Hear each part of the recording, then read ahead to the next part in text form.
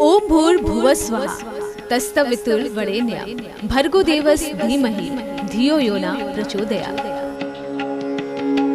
अखिल विश्व गायत्री परिवार शांति कुंज हरिद्वार उत्तराखंड के तत्वाधान में गायत्री परिवार न्यू निवेदिता पार्क द्वारा आयोजित 11 कुंडीय महायज्ञ दीप यज्ञ एवं संस्कार दिन शनिवार 18 फरवरी 2023 को मंगल कलश यात्रा, भोजन प्रसाद एवं ऋषि चिंतन संध्या का आयोजन दिन शनिवार 19 फरवरी 2023 new Nivedita park 20 foot Molla gate, Maheshtala, Kolkata में कार्यक्रम आचार्य नरेंद्र विद्यार्थी और उनकी पूरी मंडली शांति कुंज हरिद्वार के मधुर वाणी से सुसज्जित रहा। भजन एवं अमृत वाणी से पूरा वातावरण सुशोभित हो गया।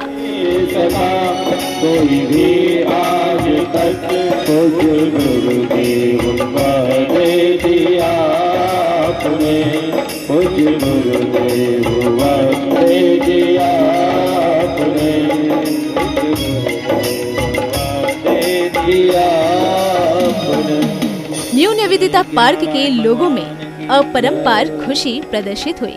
इस महायज्ञ में पूरे आसपास को लोग झूमते नजर आए। कृपया ध्यान दें, मौके पर sky valley lily apartment, Dahlia Ashirwad apartment, Diksha apartment, Rose Valley apartment, Rajnigandha apartment, Ganpati Niwas, शुरू Sansar apartment, Vinayak apartment, Silver Line apartment, Jasmine apartment, MR apartment, Om apartment, Maa Durga apartment, Tulip apartment, Mallika apartment, कैरोबी apartment, Zinnia apartment, Archit apartment के विशिष्ट अतिथिगण मौजूद रहे। मुख्य अतिथि डॉक्टर तारकेश्वर सिंह, आर्यन शर्मा, सुरेश चंद्र दास, हरिनाम सिंह, अशोक पांडे, हरिराम यादव, भवानी सिंह, पप्पू पाठक, गौरी नस्कर, प्रमोद तिवारी, श्री रमेश लाल, AK मंडल, Satish Kumar Shukla, SN Mehta, PN Singh, Sanjay Upadhyay, Munna Singh, Keshav Singh, सुशील गुप्ता, अनिल सिंह,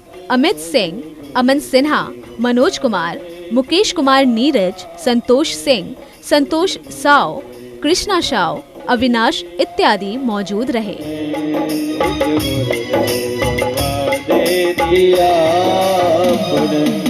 प्रभु धरी विविध शरीरा हरऊ कृपा निधि सज्जन पीरा। और उन्होंने इसलिए संकल्प लिया, निश्चरहीन करो मही भुज उठाए प्रण किन। संकल्प लिया भाई, और संकल्प का बड़ा महत्व है। इसी दक्षिणेश्वर की माटी को हाथ में लेकर के युवा सन्यासी ने संकल्प लिया था, वयम राष्ट्रे जागृयाम पुरोहिता, हम पुरोहित राष्ट्र को जीवंत और जागृत बनाएंगे। वो युवा सन्यासी कोई दूसरा नहीं, संत विवेकानंद। और इस दिव्य संकल्प लेकर के भारतीय संस्कृति की धर्म ध्वजा को हाथ में उठा करके विश्व के कोने कोने में पहुंचाया। उसे संकल्प लिया, बिना संकल्प का कोई काम नहीं होता। जहां पर उन्होंने संत विवेकानंद ने संकल्प लिया, वहीं पर स्वामी दयानंद उन्होंने भी संकल्प लिया। पाखंड खंडनी पताका हाथ में उठाया, और हाथ में उठा करके जिस धर्म में पाखंड प्रवेश कर गया था, उस पाखंड को उन्होंने दूर किया। दयानंद जी बहुत बड़ा काम किया। धर्म में बहुत सारे आज भी पाखंड घुस गए। आज भी हमारे इस धर्म में पाखंड का इतना जबरदस्त प्रवेश है कि पूछो मत, कि ऐसे नहीं करना, वैसे नहीं करना, ये करोगे तो ये हो जाएगा, वो करो तो वो हो जाएगा। ये पाखंड है। और पाखंड इतना जबरदस्त अंधविश्वास के रूप में घर कर रहा है। आज वही पूजा, वही पाठ में इतना पाखंड कि भगवान को, देवी को हम पता नहीं क्या क्या उल्टे सीधे चीज भोग लगा देते हैं, जीव की हत्या करके। ये क्या है? अंधविश्वास है, ये पाखंड है। शहर में तो अब कम, गांव में चले जाइए, कोई बीमार पड़ जाए तब, किसी को बहुत असाध्य रोग हो जाए तब, वहां पर इतना बड़ा अंधविश्वास फैला है कि एक जीव की हत्या कर दो, दुर्गा जी को चढ़ा दो, तो बस तो उसकी बीमारी ठीक हो जाएगी। तो फिर इतने बड़े बड़े जो हॉस्पिटल्स बने सब बेकार हैं। ये MBBS की डिग्री लेकर के तमाम प्रकार के इतने पढ़ाई करके लोग घूम रहे हैं, बेकार की बात है। फिर कुछ नहीं कर तो एक बकरा काट दो, फिर बीमारी ठीक हो जाएगी, बेकार की बात करते। ये बहुत बड़ा अंधविश्वास। इसको दूर करने का काम स्वामी दयानंद जी ने किया था। पाखंड खंडनी पताका हाथ में उठाया था उन्होंने, और संकल्प लिया था इस पाखंड को दूर करने के लिए। और एक बहुत बड़े आर्य समाज की उन्होंने स्थापना की। जिस प्रकार संत विवेकानंद जी ने रामकृष्ण परमहंस, रामकृष्ण मिशन की स्थापना कर, उद्देश्य सिर्फ एक था कि हमारा जो वेदांत दर्शन है, जो वैदिक संस्कृति है हमारी, वो वैदिक संस्कृति विश्व के कोने कोने में पहुंचे। विश्व के तमाम स्थान पर पहुंचे, चूंकि इससे बड़ी संस्कृति कोई है ही नहीं। हमारे जो संस्कृति है, हमारी सनातन संस्कृति, और एक है पाश्चात्य संस्कृति, जिसको पहले को कहते हैं ईस्टर्न कल्चर, एक को कहते हैं वेस्टर्न कल्चर। ये दोनों में अंतर कितना बड़ा, जमीन आसमान का अंतर है। हमारी संस्कृति कहती है अयम निजा परो वैति गणानाम लघुचैत श्याम उदार चरिता नाम वसुधैव कुटुंबकम। ये पूरी वसुधा एक परिवार के समान है, पूरा परिवार। और हमारा, और वो संस्कृति क्या कहती है, हम कहते हैं वसुधा, ये विश्व पूरा परिवार है, लेकिन वेस्टर्न कल्चर कहता है ये विश्व एक बाजार है। इतना बड़ा अंतर है, बहुत बड़ा अंतर। कोई हम पूरे इस विश्व को बाजार मानता, और हम हैं और आप हैं कि इस विश्व को एक परिवार मानते हैं। बताइए कितनी जबरदस्त बात हमारे ऋषियों ने हमारे वेद पुराणों में लिखा। इसको जाने, इसका प्रचार प्रसार उन्होंने किया था। तब भारतीय संस्कृति को विश्व की संस्कृति के रूप में स्थापित किया था। आज भी उसकी आवश्यकता है। आइए इसे दिव्य भाव के साथ संकल्प, आज का जो सबसे बड़ा संकल्प क्या है, आज जरूरत, उस समय उसकी जरूरत थी, आज जरूरत क्या, सत्प्रवृत्ति संवर्धन आया। आज इस धरती पर सत्प्रवृत्तियों की कमी हो रही है। अच्छे वृत्ति के लोग कम पढ़ रहे हैं, अच्छे विचारधारा के लोग कम पढ़ रहे हैं। तो सत्प्रवृत्ति, अच्छे विचारधारा वाले लोगों को, लोगों की संख्या बढ़ाना आज का संकल्प, जरूरत है। दुष्प्रवृत्ति उन्मूलन आए। आज देखिए तो घर घर में व्यसन, घर घर में अभक्ष्य भोजन इतना बढ़ रहा है कि पूछो मत, जिसके कारण आज घर के प्रत्येक लोग बीमारी से ग्रसित हो रहे हैं।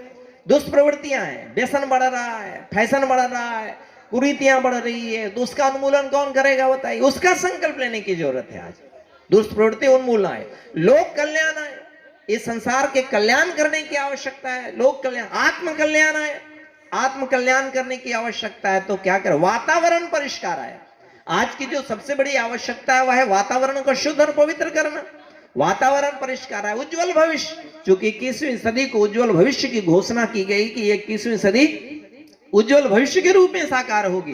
तो उज्जवल भविष्य को साकार करना है, तब कैसे, उज्जवल भविष्य कामना पूर्तये च प्रबल पुरुषार्थम करिष्ये। उसके लिए हमको प्रबल पुरुषार्थ करना पड़ेगा। क्या करना, नंबर 1 उपासना, नंबर 2 साधना, नंबर 3 आराधना, समयदान और अंशदान। ये 5 काम करके हम इस भारतीय संस्कृति से जुड़े हुए, हिंदू संस्कृति से जुड़े हुए, जो सनातन संस्कृति से जुड़े हुए लोग हैं, उन सब का आप कल्याण कर सकते हैं। तो 2 आधार चुना। उसके लिए हमारे ऋषि ने कहा कि ये सारे चीजों को पूरा कैसे कर सकते हैं, तो वह है 2 चीज, एक है गायत्री और दूसरा है यज्ञ। वातावरण को शुद्ध करना हो तो, वातावरण को शुद्ध करना हो तो क्या करेंगे आप, उसके लिए एक ऐसा शानदार प्रयोग आप देखते हैं। हमारे यहाँ आप देखिए, जब शहर में गंदगी फैलने लगती है तो म्यूनिसिपैलिटी वाले आते हैं, तो फिर वो उसका ब्लीचिंग पाउडर का पानी में छिड़काव करते हैं, और वो डीडीटी पाउडर का जगह जगह पर पे छिड़काव करते हैं, पाउडर का छिड़काव करते हैं। क्यों, क्योंकि गंदगी ना बढ़े, कीटाणु ना फैले।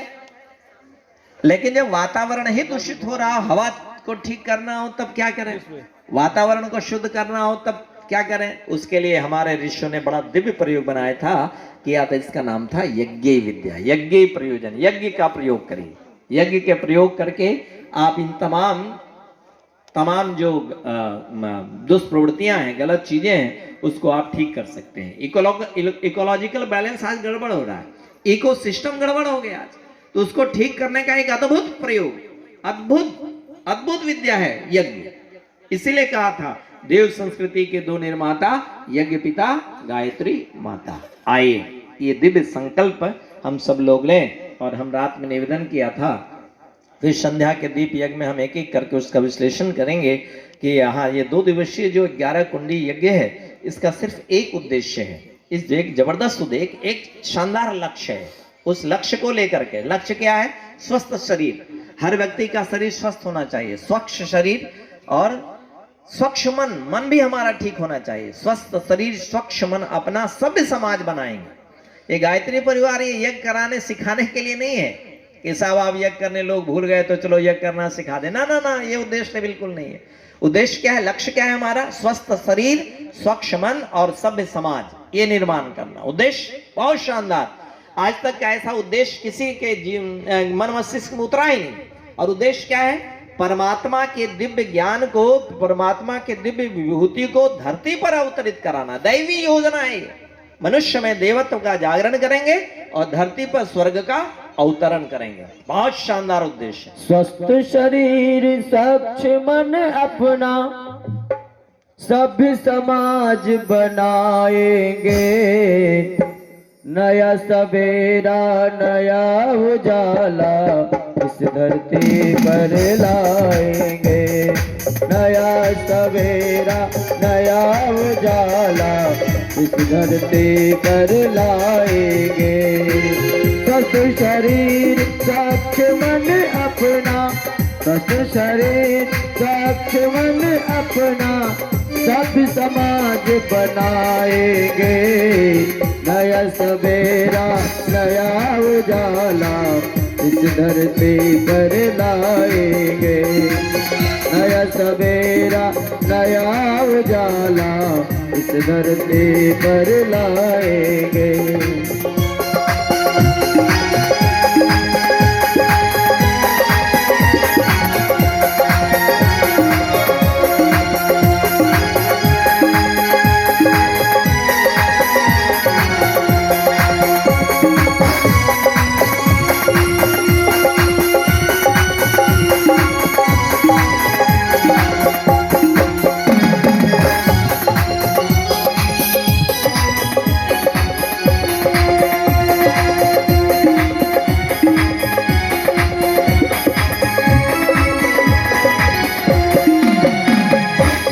बेला आए नए सृजन के, नई उमंगे ले जीवन के।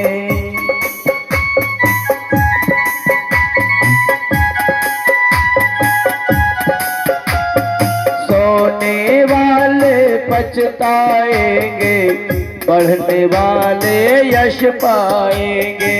सोने वाले पछताएंगे, बढ़ने वाले साधक बन तन मन धन से, साधक बन तन मन धन से हम युग धर्म निभाएंगे। नया सवेरा नया उजाला इस धरती पर लाएंगे। नया सवेरा नया उजाला इस धरती पर लाएंगे।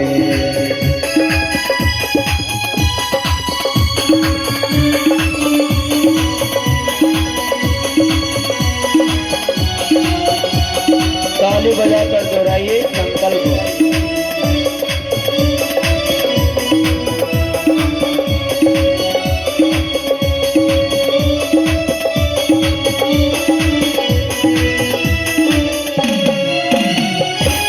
नवयुग श्रेष्ठ समाज रचेगा, प्रेम क्षेम सहकार बढ़ेगा। नवयुग श्रेष्ठ समाज रचेगा, प्रेम क्षेम सहकार बढ़ेगा। परम पूज्य गुरुदेव ने कहा 21वीं सदी उज्जवल भविष्य, 21वीं सदी का उज्जवल भविष्य का उद्घोष किया है और सावधान युग बदल रहा है। चेतावनी दिया है, ये युग परिवर्तन की बेला है। परिवर्तन का चक्र चल रहा, सभी बदल जाएंगे और जो न बदल पाएंगे अपने आप कुचल जाएंगे। ये महाकाल का तांडव नृत्य चल रहा है। इसलिए निवेदन है सभी महाकाल के साथ कंधे से कंधे कदम मिलाकर चलने का प्रयास करें और इस युग धर्म का निर्वाह में महाकाल के सहचर बनकर अपना जीवन सफल बनाएं। सभी दोहराइए पीछे। नवयुग श्रेष्ठ समाज रचेगा, प्रेम क्षेम सहकार बढ़ेगा।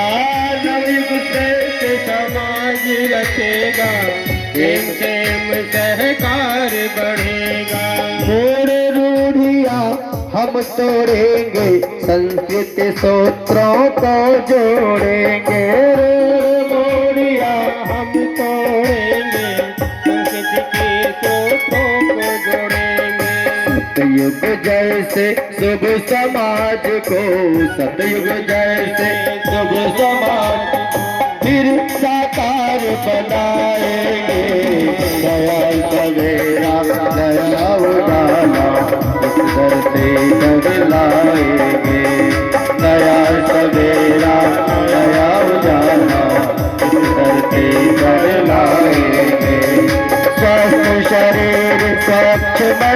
अपना, पंच शरीर सत मन अपना। दोनों हाथ ऊपर करिए सभी लोग, दोनों हाथ ऊपर, और सत शरीर पंक्ति को दोहराइएगा। सत शरीर सत मन अपना, सत शरीर सत मन अपना। सब समाज बनाएंगे, नया सवेरा नया उजाला इस धरती पर लाएंगे। नया सवेरा नया उजाला इस धरती पर लाएंगे। नया सवेरा नया उजाला धरती पर लाएंगे। नया सवेरा नया उजाला इस धरती पर लाएंगे। बोलो भारत माता की जय। चलिए, दुष्प्रवृत्ति उन्मूलनाय लोक कल्याणाय आत्म कल्याणाय वातावरण परिष्काराय उज्ज्वल भविष्य कामना पूर्तये च प्रबल पुरुषार्थम करिष्ये अस्मै प्रयोजनाय कलशादि आवाहित देवता पूजन पूर्वकम 11 कुंडीय गायत्री महायज्ञ कर्म संपादनार्थम संकल्पम अहम करिष्ये। अपने अक्षत पुष्प को अपने मस्तक से लगाइए, और जो कुंड की लाल वाली मेखला है ना, जो सामने कुंड है उसका जो लाल वाला रंग सीढ़ी है लाल वाली, उसी पे चढ़ा दीजिए। प्रेम से श्रद्धा से चढ़ा दीजिए। बोलो यज्ञ नारायण भगवान की जय। कलश पूजन, कलश पूजन करते हैं। 4 जोड़े जो 4 कोने पे नजदीक में है, वो जोड़ा वहाँ पान पत्ता सुपारी अक्षत फूल हाथ में लेकर के उस कलश के पास, ये जोड़ा यहाँ इस कलश के पास, यहाँ जाइए, पान पत्ता निकालिए, उसके ऊपर अक्षत फूल कलावा प्रसाद ले लीजिए, रोड़ी चंदन जो भी पूजन की सामग्री है ले लें। पान पत्ता के ऊपर पति पत्नी साथ साथ जाइए, एक जोड़ा वहां चले जाए उस कोने पर, एक जोड़ा यहाँ, हाँ 4 जोड़े 4 कोनों पर, एक जोड़ा आके यहाँ सामने, एक जोड़ा और उठिए, कोई उठिए साहब। केसरी जी कहाँ ध्यान है, इधर आओ। अच्छा यहाँ 2 आ गए, एक थोड़ा इधर घूम जाइए, एक जोड़ा आ रहे हैं, आप एक इधर आ जाए। हाँ, विशेष पूजन का क्रम है, विशेष पति पत्नी साथ साथ। बोलो यज्ञ भगवान की, वेद भगवान की। आप ऐसा करिए, आप ऊपर आ जाइए, हाँ दोनों पति पत्नी ऊपर आ जाइए। भाई आप इधर आ जाओ, हाँ घूम के आइए, क्या दिक्कत है। हाँ आप यहाँ आ जाइए इस कलश के पास। बोलो यज्ञ नारायण भगवान की। विश्व ब्रह्मांड का प्रतीक, और ये 5 तत्व का, ये 4 कोनों पर 4 कलश हैं, एक कलश बीच का यहाँ ऊपर स्थापित है सामने। कहते हैं ना 5 तत्व, शरीर में 5 तत्व है। क्यों पूजन कराते हैं? पंच तत्व वेदी पूजन। क्षिति जल पावक गगन समीरा, पंच तत्व रचित मनुज शरीरा। ये जो हमारा आपका शरीर है ना मनुष्य का, विज्ञान ने भी प्रूव कर दिया 5 चीज हमारे शरीर से, 5 चीज से बना है। एक है मिट्टी, दूसरा हवा, तीसरा है पानी, चौथा है अग्नि, 5वां है आकाश। ये 5 तत्व हैं, 5 एलिमेंट्स हैं। ये 5 तत्व से मनुष्य का शरीर बना है। और कहते हैं ये 5 तत्व में थोड़ी ऊपर नीचे हो जाए, कमी बेसी, अग्नि तत्व बढ़ जाए तब, अग्नि तत्व बढ़ता है तो बुखार आ जाता है शरीर में, फिर उसको बैलेंस करने के लिए हम दवा खाते हैं। पानी तत्व बढ़ जाए तब शरीर फूलने लगता है, वायु तत्व बढ़ जाता है तो गैस की बीमारी हो जाती है। ये जो 5 तत्व है ना, ये हमारा बैलेंस कैसे रहे, ये यज्ञ सिखाता है। 5 तत्व को बैलेंस करने के लिए ही यज्ञ किया जाता है कि हमारे शरीर के ये 5 तत्व हैं, ये क्या हो, अनुकूल रहे, बैलेंस में रहे, संतुलित रहे। और यज्ञ एक ऐसी विधा है, नोट करके जाइए, आज तक कोई ऐसा मेडिसिन नहीं बना, किसी डॉक्टर ने नहीं बनाया, मेडिकल साइंस फेल हो गया कि एक साथ ये पांचों एलिमेंट्स को, पांचों तत्व को कोई बैलेंस करके दिखा दे। लेकिन हमारे ऋषि मुनि जानते थे ये पांचों तत्व को बैलेंस कैसे किया जाए, इसीलिए यज्ञ में पंचवेदी, पंच तत्व पूजन कराया जाता था।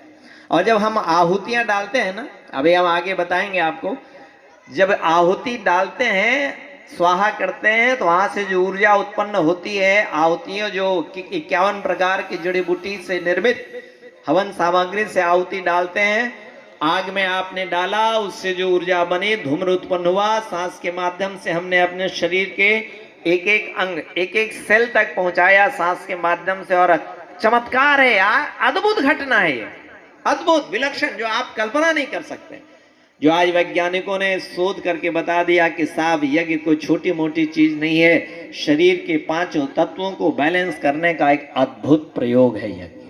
नोट कर लीजिए, चूंकि यहाँ हम उन्हें 5 तत्वों की आवाहन करते हैं, उनका पूजन करते हैं, और वो देवता हमारे अंदर के 5 तत्वों को बैलेंस करते हैं, इसलिए ये पूजन प्रारंभ कर रहे हैं। ठीक ना, चलिए सभी लोग हाथ जोड़ लीजिए, जो नीचे बैठे हैं, बाहर हैं, सबको ही, क्योंकि सबको जरूरत है, ऐसा ना समझिएगा कि जो यज्ञ करने वाले हैं उन्हीं को बैलेंस करना है पंच तत्व की, नहीं साहब, आपको भी करना पड़ेगा, आपको भी स्वस्थ रहना है, तो ये विद्या को सीखनी पड़ेगी।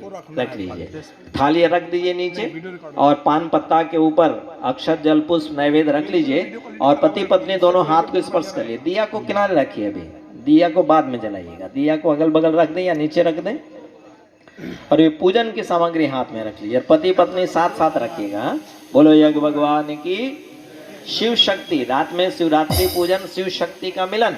और अपने यहाँ जब कोई पूजन अर्चन करते हैं ना, तो पति पत्नी को साथ साथ करने का भाव है हमारे यहाँ, साथ साथ करेंगे, साथ साथ। अब पति का 5 तत्व अनबैलेंस हो जाए तब पति पत्नी परेशान, पति बीमार पड़ जाए तो पत्नी बीमार पड़ जाए तो पति परेशान, तो दोनों का संतुलन होना चाहिए, इस भाव के साथ पूजन।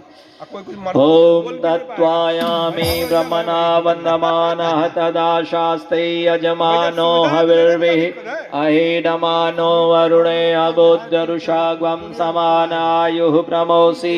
ओम मनो ज्योतिरजुषतामाजस्य बृहस्पतिर्यज्ञमिमं तनोत्वरिष्ठं यज्ञग्वं समिमं ददातु।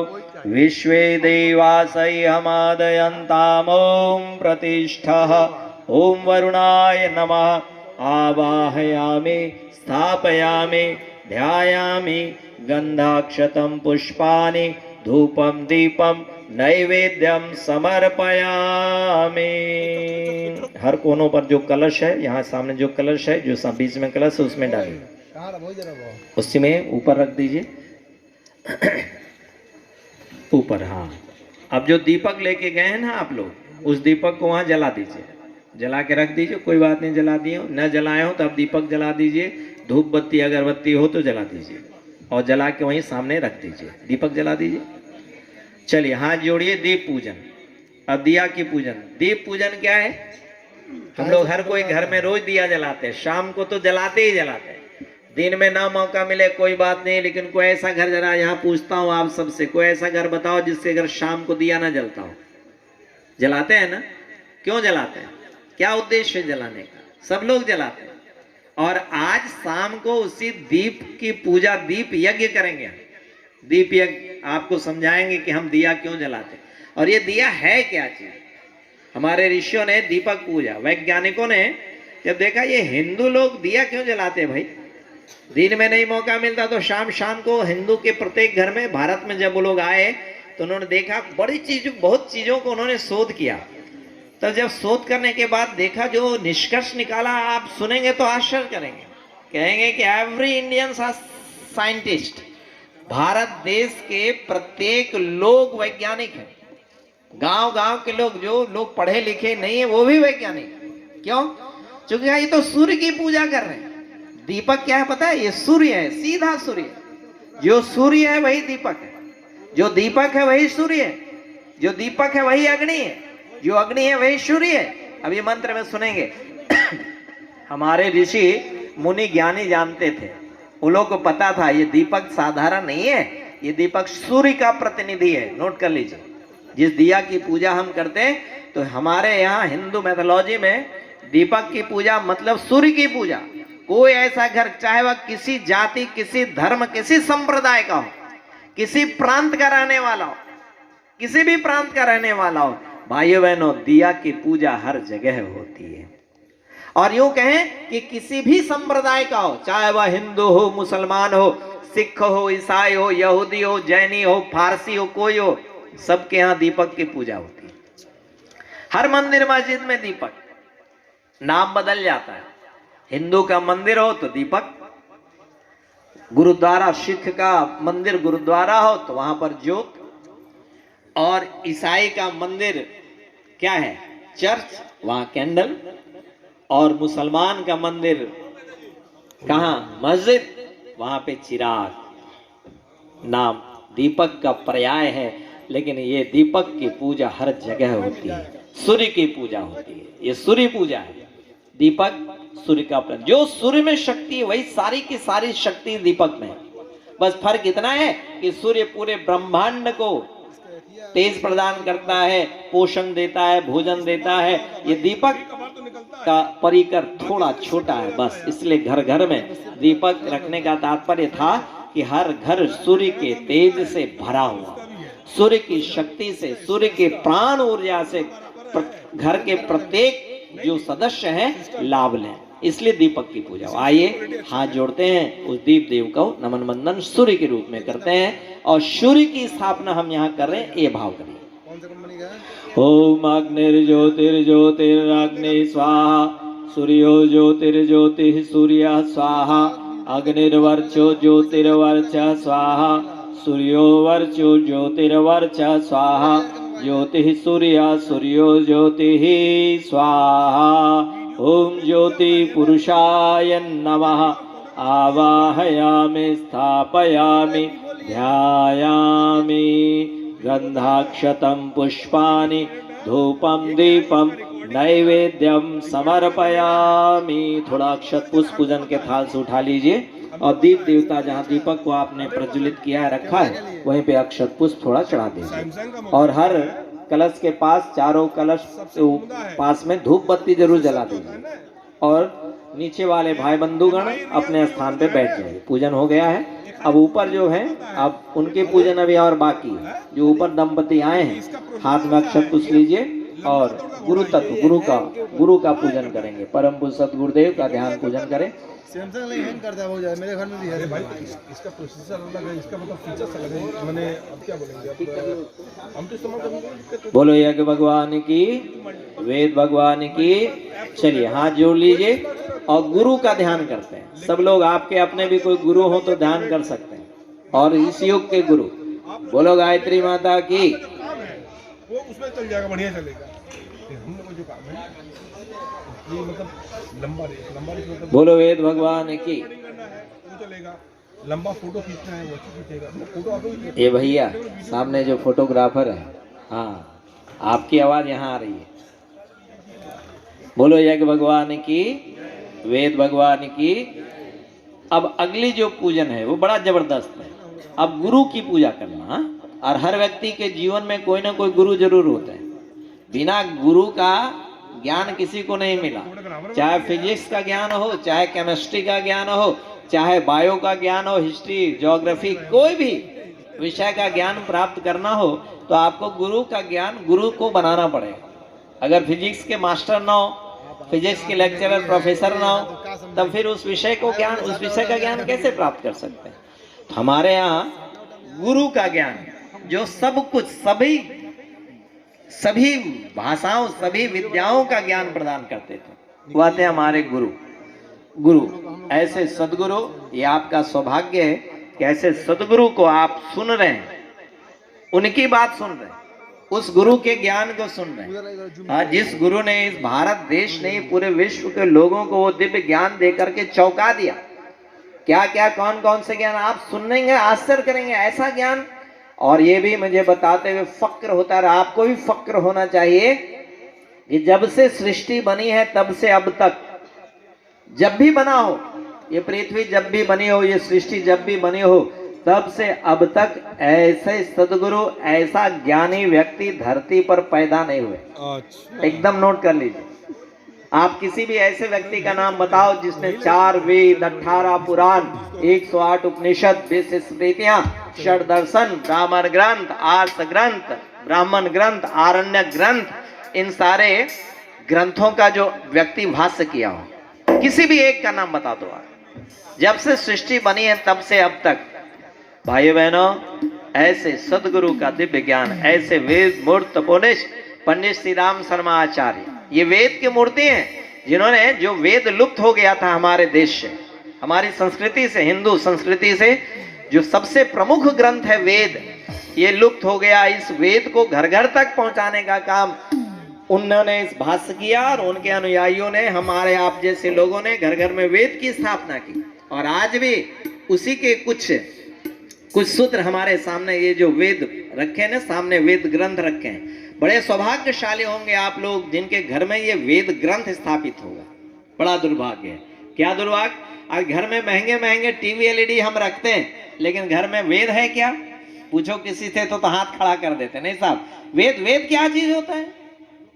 वेद क्या होता है? वेद से क्या मिलने वाला है?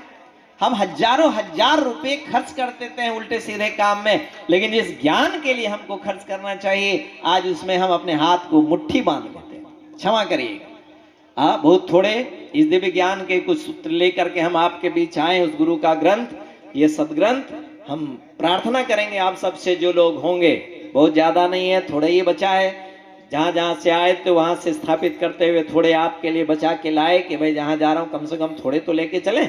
तो अब जिनकी श्रद्धा होगी, जिनको लगता है पैसे बहुत बड़ी चीज नहीं होते, इसके अंदर का जो दिव्य ज्ञान है, आप अगर पढ़ लिए एक पेज भी तो आपका कायाकल्प हो जाएगा। हमने अपने जीवन का कायाकल्प किया है, और हमने इन्हें भारत देश के, इन्हें विश्व के 25 करोड़ लोग, नोट कर लीजिए, 25 करोड़ लोग हैं जिन्होंने यही दिव्य ज्ञान को, दिव्य विद्या को प्राप्त करके अपने जीवन का कायाकल्प किया, अपने परिवार का कर रहे हैं। भाई बहनों, आप भी कीजिए, और यहां से वो दिव्य सदग्रंथ, गुरु का दिव्य ग्रंथ लेकर के जाइए। वेद मूर्ति है ये, इनका नाम है वेद मूर्ति, जो साक्षात ज्ञान की मूर्ति है। एक नाम है तपोनिष्ठ। इतनी बड़ी तपस्या, कल्पना करिए। कहते हैं प्रभु श्री राम के जो गुरु थे वशिष्ठ, इन्होंने 1.25 करोड़ गायत्री मंत्र का जप किया था, तब भगवान श्री राम के प्रथम गुरु बनने का सौभाग्य प्राप्त किया था। प्रभु श्री राम के दूसरे गुरु थे विश्वामित्र, उन्होंने 2.5 करोड़ गायत्री मंत्र का जप किया था, तब प्रभु श्री राम के दूसरे गुरु बनने का सौभाग्य प्राप्त किया था। लेकिन भाइयों बहनों, आप जिस गुरु के दिव्य ज्ञान को श्रवण कर रहे हैं, और अभी उस गुरु के दिव्य ज्ञान से आप जुड़ेंगे, भाइयों बहनों, इन्होंने कितनी तपस्या की है मालूम है? पढ़िएगा। उसी में से एक साहित्य यहाँ पर हमारी वसियत और विरासत है, पढ़ना चाहिए। जिस व्यक्ति ने 24 साल तक लगातार 24 वर्ष तक एक गाय को 1.25 किलो जौ खिलाकर, वो गाय दूसरे दिन जो गोबर देती, उस गोबर में जो जौ मिलता, उस जौ को चुनते थे, साफ करते थे, उसको कूटते पीसते थे, और कूट पीस करके जो 2 टिकिया, रोटी नहीं बनती थी, 2 टिकिया बनते थे, उस 2 टिकिया को कितना, 24 साल तक, कल्पना करिए आप, 24 साल तक उन्होंने 2 टिकिया खाकर, अब पीने के लिए क्या पिए उसके साथ, आप सुनेंगे तो और आश्चर्य करेंगे।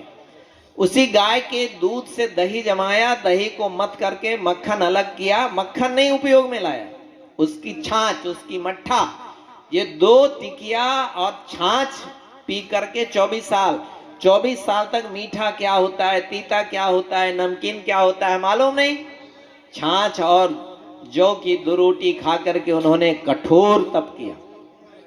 भारतीय संस्कृति का जो आधार गायत्री थी, नोट कर लीजिए, जिस गायत्री को लोग भुला दिए थे, जो गायत्री लुप्त हो गई थी, जो गायत्री गुप्त हो गई थी, भाइयों बहनों, कठोर साधना करके, भागीरथी तपस्या करके, जिस प्रकार ऋषि भगीरथ ने स्वर्ग की रहने वाली गंगा को तप करके धरती के लिए अवतरित कराया, ठीक उसी प्रकार इस ज्ञान की गंगा गायत्री को तप करके 24 वर्ष तक इस ऋषि ने हर मानव समुदाय के लिए, मानव मात्र के लिए सहज रूप में उपलब्ध कराया। उस गायत्री को हमारे और आपके लिए सर्वसुलभ बना दिया।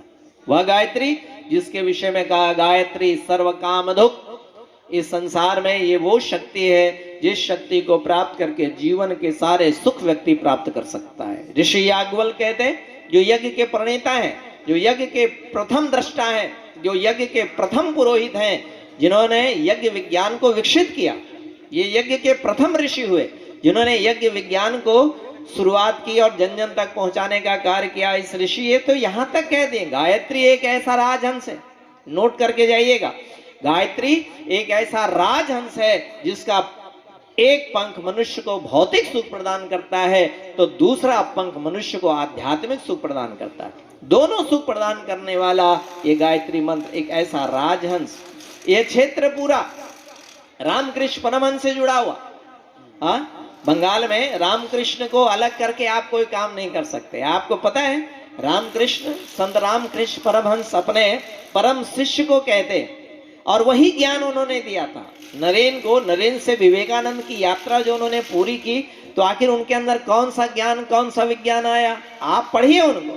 तो उन्होंने कहा, संत रामकृष्ण परमहंस ने संत विवेकानंद से कहा, नरेन ये गायत्री क्या है पता है? तो उन्होंने कहा जैसे फूलों का सार शहद है और दूध का सार मक्खन घृत है, उसी प्रकार नरेन मंत्रों का सार गायत्री है। इसलिए बेटा तू इस मंत्र को गांठ बांध ले और इस मंत्र की तू साधना कर। और कहते हैं रामकृष्ण ठाकुर ने विवेकानंद को ये दिव्य मंत्र की दीक्षा प्रदान की, ये ज्ञान प्रदान किया और वो विवेक के आनंद बन गए। तो विवेकानंद उस विवेक को जन जन तक पहुंचाने, वेदांत दर्शन को जन जन तक पहुंचा दिया था। आइए ऐसे सदगुरु की पूजा हम लोग करेंगे जिसने ऋषि वेदव्यास की परंपरा, यज्ञ परंपरा, गायत्री की परंपरा को पुनर्जीवित किया।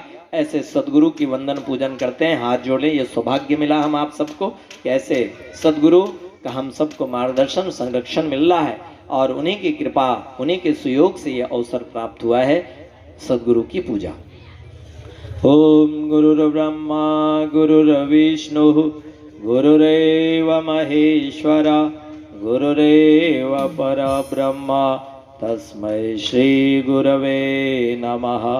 अखंडमंडलाकारं व्याप्तं येन चराचरं तत्पदं दर्शितं येन तस्मै श्री गुरवे नमः।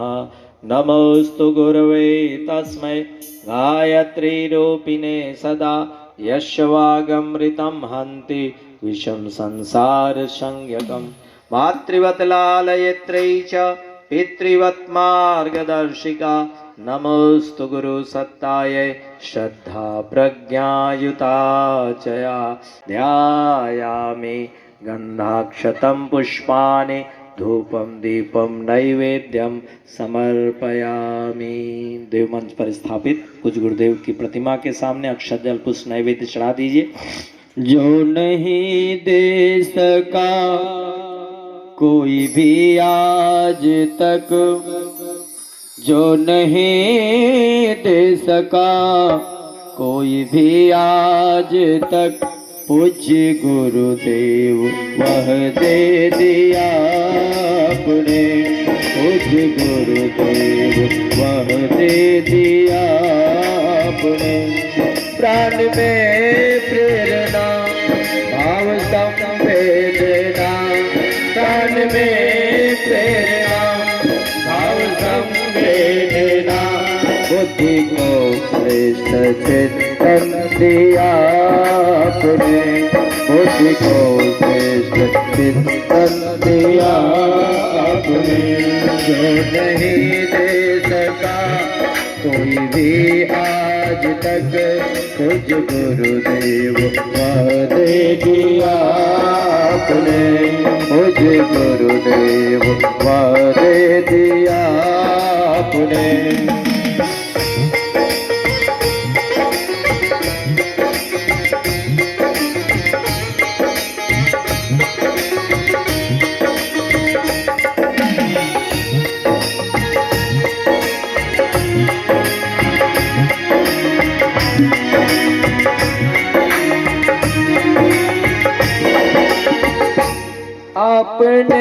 तप किया, पुण्य हमको दिया, अपने दिव्य एहसान हम पर किया। आपने तप किया, पुण्य हमको दिया, आपने दिव्य एहसान हम पर किया। करत शिक्षा में ज्ञान अमृत पिला, करत शिक्षा में ज्ञान अमृत पिला। शिव हमारे लिए विष पिया आपने, शिव हमारे लिए विष पिया आपने। जो नहीं दे सका कोई भी आज तक, जो नहीं दे सका कोई भी आज तक, पूज्य गुरुदेव दे दिया आपने, पूज्य गुरुदेव दे दिया आपने, पूज्य गुरुदेव दे दिया आपने। बोलो यज्ञ नारायण भगवान की जय। क्यों करते? बोलो वेद भगवान की जय, बोले यज्ञ भगवान की जय। थोड़ा सा और बढ़ाओ, हाँ इस वाले का। चलिए, आदि शक्ति जगत जननी माँ भगवती गायत्री का ध्यान करते हैं। आप वहीं से पूजन करें। आप सबकी ओर से यहाँ पे देव मंच पर जो प्रतिनिधि आए हैं सबकी ओर से पूजन संभव कर रहे हैं। हाथ जोड़ लें। ओ माया तु वरदे देवी त्रयक्षरे ब्रह्मवादिनी, गायत्री छंदसा माता ब्रह्मयो निर्नमोस्तुते। ओम श्री गायत्र्यै नमः। आवाहयामि स्थापयामि ध्यायामि, गंधाक्षतं पुष्पाणि धूपं दीपं नैवेद्यं समर्पयामि। हाथ जोड़िए। अथर्ववेद 4 वेद हैं, उसमें एक वेद अथर्ववेद है। उस अथर्ववेद में इस मंत्र के लिए स्तुति गाई गई है। कहते हैं कोई भी जानकर या अनजान से भी अगर इस मंत्र की उपासना शुरू कर दिया, जान के कर रहा है तब तो कोई बात नहीं, लेकिन अनजाने में भी अगर इस मंत्र की साधना कोई शुरू कर दे तो उनको 9 चीजें मिलती है बिना मांगे। यहाँ डिमांड नहीं है। इस मंत्र की सबसे बड़ी खासियत है, जिस प्रकार एक माँ को पता है कि मेरे संतान को क्या क्या चाहिए। बच्चा छोटा है, बिल्कुल 2 साल 2.5 साल का है, तो वो बच्चा डिमांड करता है क्या कि मुझे ये चाहिए वो चाहिए, कोई डिमांड नहीं करता। लेकिन माता पिता को पता है कि मेरे बच्चे की आवश्यकता क्या है। ठीक उसी प्रकार इस मंत्र की खासियत है। इस मंत्र का जो ध्यान करता है, जो जप करता है, आपको कहीं कुछ मांगने की जरूरत नहीं। बिना मांगे क्या क्या, नंबर 1 पहली चीज जो ये मंत्र प्रदान करती है, मंत्र की साधना करने वाले ध्यान से सुने, और नहीं करते तो आज से शुरुआत कर दीजिएगा। आज से अभी से उसकी शुरुआत करना। क्या शुरुआत करनी है? 5 मिनट से 15 मिनट तक सूर्य का ध्यान करते हुए इस मंत्र की साधना, इस मंत्र का जप। ओम भूर्भुवस्वः तत्सवितुर्वरेण्यं भर्गो देवस्य धीमहि धियो यो नः प्रचोदयात्। ये 24 अक्षर का जो दिव्य मंत्र है उसकी उपासना शुरू कर देना। कल हमने निवेदन किया था 3 काम हम आपको बताने के लिए यहाँ पे आए हैं। वो पहला वाला यही काम है, 24 घंटे में जब मौका मिल जाए, सुबह जगने से लेके रात्रि सोने के बीच में जब भी मौका मिल जाए, उसमें आप इस मंत्र की उपासना शुरू कर दीजिए। सूर्य का ध्यान, स्नान ध्यान कर सके तो ठीक, नहीं कर सके तो कोई बात नहीं। ज्यादा ऊंचा मत करिए, उसको नीचे करिए, एक ठोको। हाँ बस। बोले यज्ञ भगवान की जय, वेद भगवान की जय। इस मंत्र की उपासना फायदे कितने हैं, अभी तो मैं एक एक लाइन में बता रहा हूँ। शाम का जब दीप यज्ञ होगा उसमें विस्तार से इसकी चर्चा करेंगे। पहली चीज, इस मंत्र की जो साधना करता है द्विज, उसको दूसरा जन्म मिलता है। दूसरा जन्म मतलब एक जन्म तो माँ के गर्भ से होता है, दूसरा जन्म गुरु के गर्भ से, गायत्री के गर्भ से होता है। द्विज शुद्ध करता है उसको पवित्र करती है ये मंत्र, उसके संस्कार को ठीक करती। जो हमारे जन्म जन्मांतर के जो संस्कार हम लेकर के पैदा होते हैं, कुसंस्कार, ये सारे कुसंस्कार को धोने का काम ये मंत्र, साबुन का काम करता है, ये डिटर्जेंट केक का काम ये मंत्र करता है, धोता है वो। द्विज मतलब शुद्ध, पवित्र, दूसरा जन्म, कई इसके अर्थ है द्विजा नाम। फिर दूसरा क्या देता, आयु। जो इस मंत्र की साधना करता है, एकदम नोट कर लीजिए, उसकी आयु लंबी होती है, लेकिन ईमानदारी से करे तब, और सात्विक होके करे तब, और नियम से करे तब, धर्म को मानकर करे तब।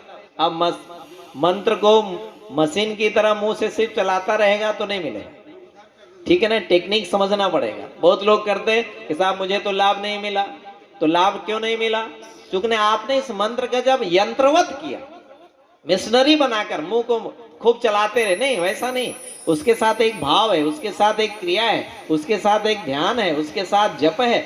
जब ये सारी क्रियाएं मिल जाती है तब जप पूरा होता है। और इस मंत्र के जप का लाभ लेने के लिए सूर्य का ध्यान आवश्यक है, बिना सूर्य के ध्यान का जप अधूरा है, इसलिए शर्त है द्विज।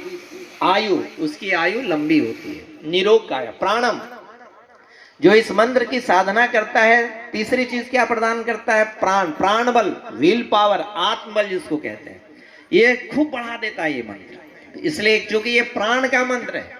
गायत्री, गय का मतलब प्राण, त्रि का मतलब त्राण। गायत्री का अर्थ ही है गय प्राण, त्रि त्राण।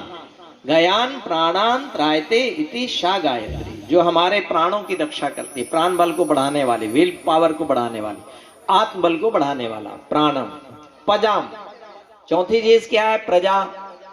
जो इस मंत्र की साधना करते हैं, ईमानदारी से आप बिल्कुल नोट करके जाइएगा, उसके संतान बड़े अच्छे होते हैं, संस्कारी होते हैं, उसके चाहे वह कन्या हो चाहे बालक हो, जो भी होंगे बड़े शुद्ध संस्कारवान होंगे। प्रजाम, पशुधन, पशुम, उसके घर में पशुधन की भी कमी नहीं होती, लेकिन पशुधन पालेंगे तब।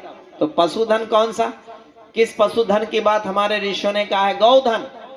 गौधन माने गौवंश, गौवंश को पशुधन जो बढ़ाने की बात हमारे ऋषियों ने कहा, एक ही पशु है जिसकी संख्या को बढ़ाने की आवश्यकता आज भी है, उन दिनों भी थी और भविष्य में भी रहेगी, जिसका नाम है गौधन, गौ माता। इसकी संख्या को बढ़ाना। पशुधन, कीर्तिम, कीर्ति यश, जो इस मंत्र की साधना करता उसकी पॉपुलैरिटी बढ़ जाती है, उसका यश, उसकी कीर्ति दशों दिशाओं में फैलती है। कीर्तिम। द्रविड़म, जिसके लिए लोग आज परेशान है, ना बाप बड़ो ना भैया, सबसे बड़ा रुपया, जिसके चक्कर में फंसे हैं, तो धन की भी कमी नहीं होने देती है। हाँ, बैंक बैलेंस बढ़ेगा कि नहीं बढ़ेगा मालूम नहीं, लेकिन नोट कर लीजिए, धन के अभाव में किसी भी व्यक्ति का कोई काम नहीं रुका रहेगा। लाख की जरूरत है, कहां से आएगा आप कल्पना नहीं कर सकते। करोड़ों की जरूरत है, कहां से आएगा आप कल्पना नहीं कर सकते। द्रविड़म, ब्रह्मवर्चस्व, सही समय पर सही निर्णय लेने की क्षमता, ब्रह्मवर्चस्व वाला बल।